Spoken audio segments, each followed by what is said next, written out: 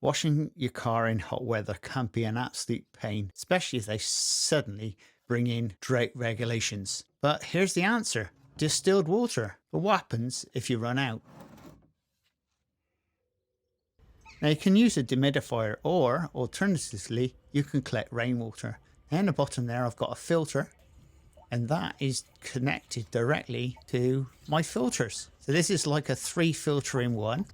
As you can see, it's a cut off milk bottle. And in the bottom there, I've got 3 filters. Now these are filters from a pond pump, and especially if you know anything about ponds, they have little filters which clean the water, and that's all I'm using in there. And all I do then is collect the water into a container, and that's simple. And that is how you get your distilled water, and it don't cost you nothing. And if you like this type of content, please subscribe and please share it, and we'll see you again very shortly on the Crazy Baker channel. Laters.